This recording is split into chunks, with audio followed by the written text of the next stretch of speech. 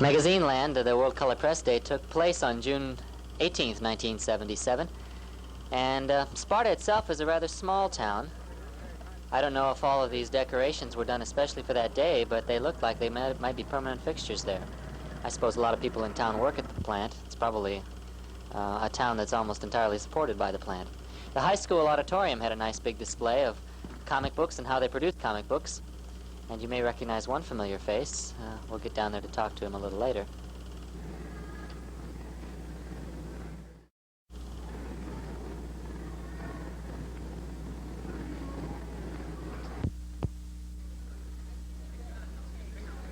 Yep, that's Phil Seuling, in from New York, talking with our very own Murray Bischoff. Well, Hi there. talk about the way people abuse the material. Abuse the material? Yeah, it's just interesting. I guess they're not collectors. They have no respect for material that belongs to somebody else, and they're grabbing it, ripping the pages, fingerprinting, bending the books, and throwing the books wherever they happen to be standing. And it's,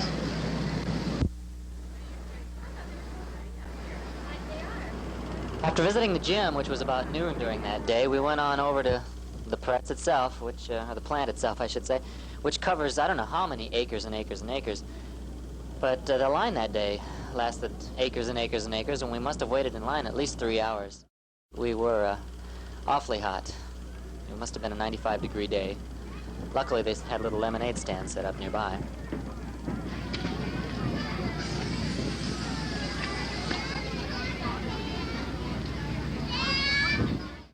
We're giving out free samples of a lot of their comic books that day.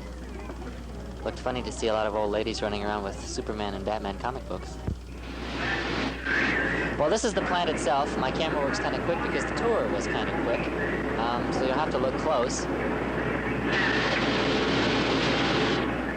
Everywhere you look, there were presses, paper and more paper and magazines and pressmen. It was really incredible, the number of machines and magazines under one roof.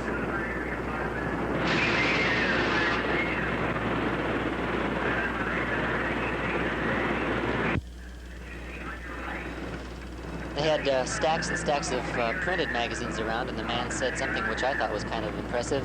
He said that every bit of paper you see printed there will be gone by tomorrow and totally replaced by something new. That's just mind-boggling.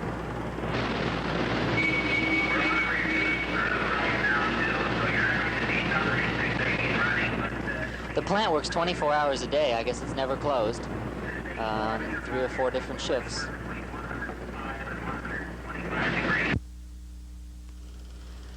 Look at the stacks of those paper rolls. It's incredible.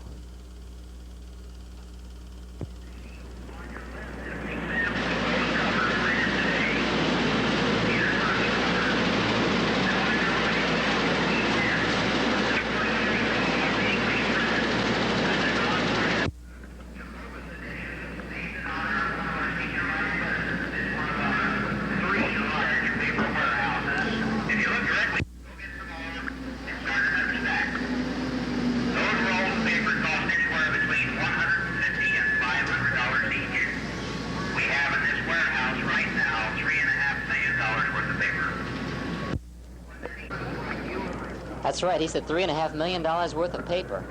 That is a lot of paper. This room here is where they do their small printing jobs, mainly the few thousand copy orders. Break it down and move it around on the long belt, and you'll see as we come up the ramp itself. You'll see a horseshoe.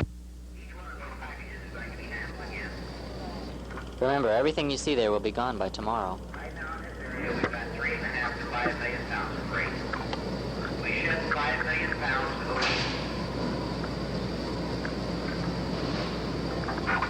We're making a short left or right. We'll be coming into this.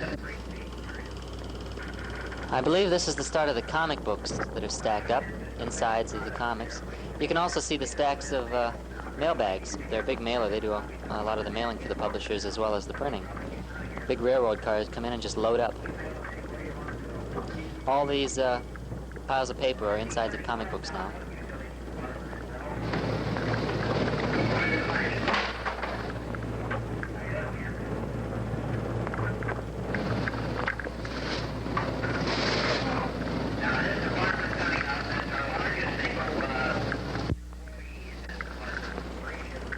This happens to be the folding, the collating, and the stapling department, and I suppose the trimming and packaging department as well. It's a huge operation. The stapling machines are pretty much automatic. You'll see some of them in a minute.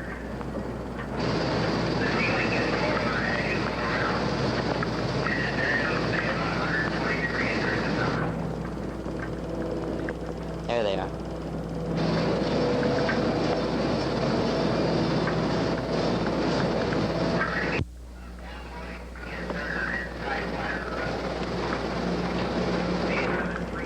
One funny thing they told us, they showed us the adult magazine department, the men's and magazine department, and it's behind a cage, and there's a guard at the front. So I guess the employees can't go in and inspect the stuff on their own.